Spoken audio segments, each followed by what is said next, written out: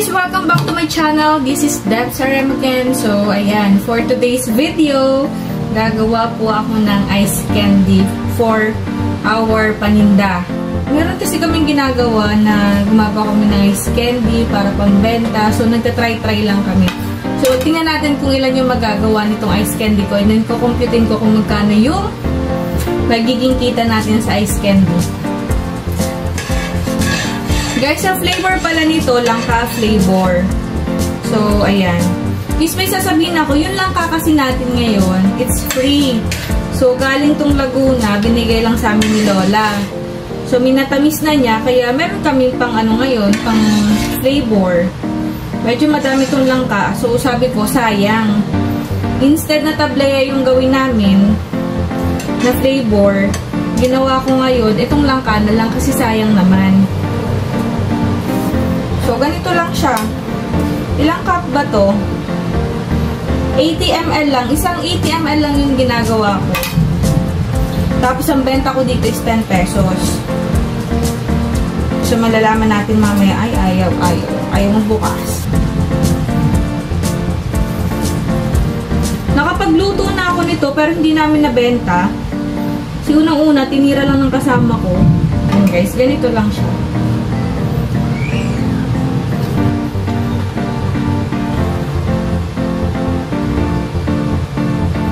Dapat pala meron akong panundot.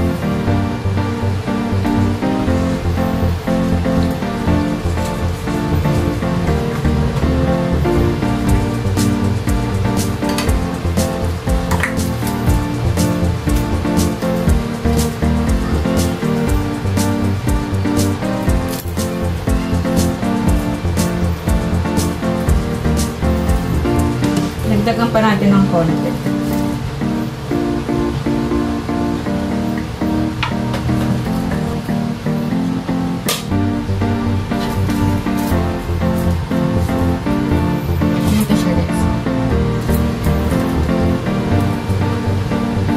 Real meat of langka talaga to. So, gatas lang yung ano dito para may artificial. Pero yung flavor niya, talagang langka talaga siya. Huwag matatagalan ako dito guys. So, yun. Ngayon kasi guys, naalala ko, kailangan na namin tong seryosohin. Kasi, kita nyo naman, ang inyong lingkod. So, lalabas na si baby, kaya kailangan namin ng extra income. Kaya kailangan talaga namin magdoble kayod. Pero at least ito, ang kagandahan nito, weekend, makakagawa ako. Kaya, wala namang problema. Katulad ngayon, today is Sunday, July 2. So, ito yung ginagawa ko. Tapos bukas, actually, pwede naman na itong ibenta. Pwede nga rin pala ako maglagay dyan sa labas eh. Kasi, meron naman kami dyan nakalagay na ano, na ice candy for sale sa labas. Pero alam ko na itago namin yun kasi umulan. So, medyo natanggal siya dun sa labas. Babalik na lang namin. Sayang din kasi, makasampu ka nito, may 100 pesos ka na. Pambili na rin ng yung gamit dito sa bahay, ganun. Pero this time, ang kailangan kasi namin, ipunin talaga to. Kasi in preparation sa delivery ko is coming September na nga eh, not October eh. So, kaya medyo napaka-short na lang ng time namin to prepare. Kaya kailangan, gawin na namin talaga. Kailangan namin ipursigil. For our baby patoti. Ayan. Tapos lalagyan natin ng buo-buo. Para masayahan naman yung customer natin. Marami kasi dito mga bata guys eh. Yung mga naglalato-lato. Minsan pumapasok na sila dyan sa gate. Tapos umakyat na sila dito sa amin sa second floor. Kasi nasa second floor kami. Pabili po ng ice candy, gano'n.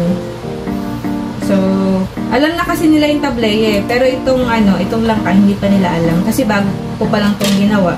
Gumawa nga ako, like what I've mentioned, wala talaga, hindi namin nabenta. ngayon, magbibenta na to. Ganyan lang guys, simple lang. Tsaka madali lang din pala itong gawin. Una, nagpakulo lang ako ng yabu. Kung hindi ko siya na-videohan. Nagpakulo lang ako ng yabu, yung pampalambot ng ice candy. Tapos yun, nilagay ko na to. Nilagyan ko lang ng additional water. Tapos itong flavor and then gatas. Ganun lang siya kasimple. Okay. Diba? Ang dami niyang laman. Tulad nito. May mga laman talaga siya. So, kahit 10 pesos yung benta namin, kasi usually nakikita ko 8 pesos eh. Para hindi na syempre mabago yung price namin, like nung tablea, though free lang naman tong langka, baka kasi isipin ng mga nasa labas, ng mga customer namin, bumaba na yung presyo namin. Kaya as is na lang, 10 pesos, kahit pa sabihin natin free yung langka. Yung langka kung bibilhin natin sa market, hindi ko alam kung magkano. Siguro, kung kukumpitin natin mamaya, kayo na lang bahalang magdagdag ng price for the langka, talaga, flavor. Kung magkano yung bentahan sa market. So, ayan. Lalagyan lang natin siya ng buo-buo. Para masayahan naman ang ating mga batang customer. Bukas may pasok na ulit, kaya kailangan matapos ko to tonight. Actually, meron pa akong isusunod. Dalawa tong pambenta namin. Yung amin naman tablea talaga mismo.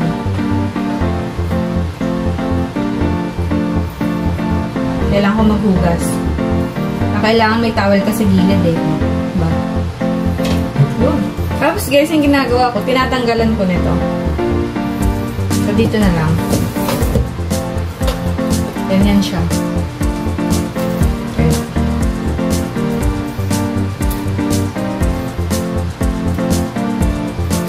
Kasi diba, usually parang ang pangit pag di mo ito tinanggal eh. Kasi ito yung hinawakan mo eh. Kaya ginagawa ko, tinatanggal ko talaga. Diyan ka nagbuhol eh. Nung bata pa naman ako, na-realize ko, dito ako unang-unang, ito pa naman, nung bata ako, ito yung unang-unang kong kinakagat.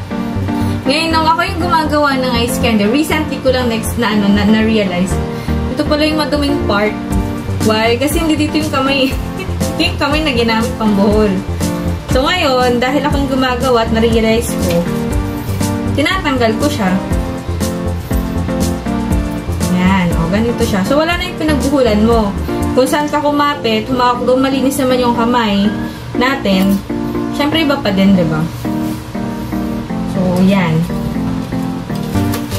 Medyo nakadami na tayo. 2, 4, 6, 8. Oh, so, sa 8 pieces na to, naka 80 pesos na tayo.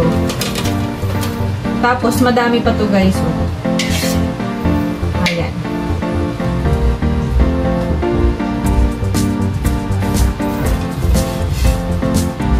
Meron na tayo pala na itago doon 13 piraso. 13. Naka 13 na tayo.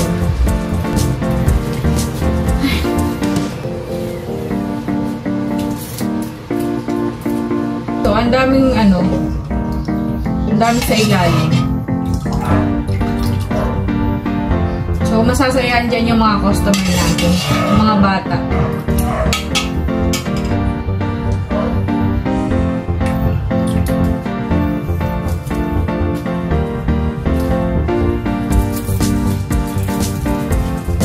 Nakalinsang ko.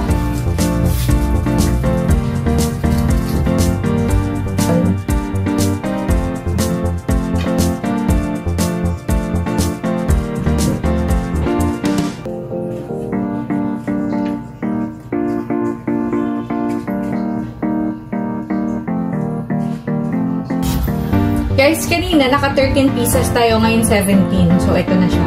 Lalagay ko na sa freezer.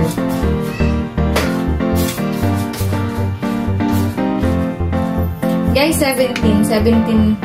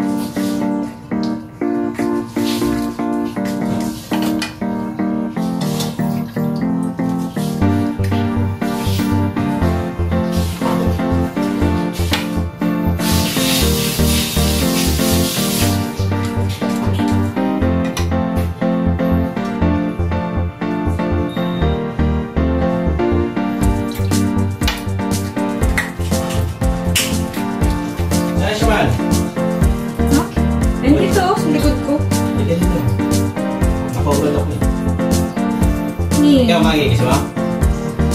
Michi! Dito, welcome to the vlog. Dito. Welcome to the vlog. Welcome to the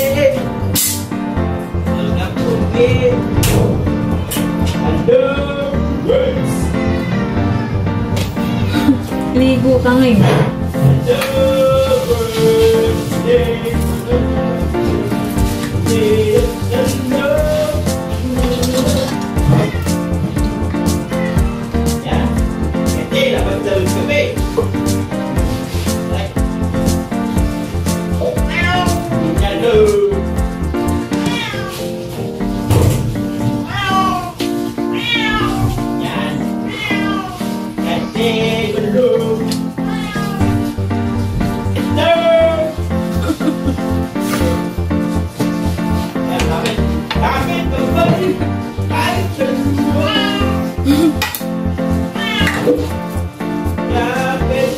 Pinaliguan ko yung pinaliguan ko kay Jeff yung pusa, si Mitzi, kasi kagabi pa yun wala. Maghahanap ng girl sa labas. Pinahuli namin, nandun sa bubong, hindi siya makababa. Liligo siya ngayon para makapasok siya ng kwarto. Tulad niya na, hindi ko bulang ayos. Okay na yun.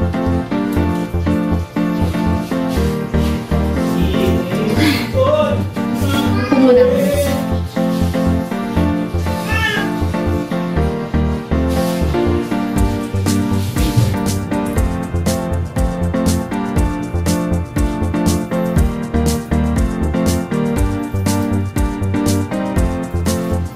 So guys, 19 pieces naman to. Last na to. Guys, nakagawa ako ng 66 pieces ng ice candy. So, yun lahat-lahat ang nagawa ko dito sa isang kaldero na ganito kalaki. Maliit lang naman siya. So, ayan, 66 pieces. And kukumputin natin guys kung magkano ba yung magiging tubo natin doon. So, pero take note ha, wala pong bayad kasi free lang talaga yung langka.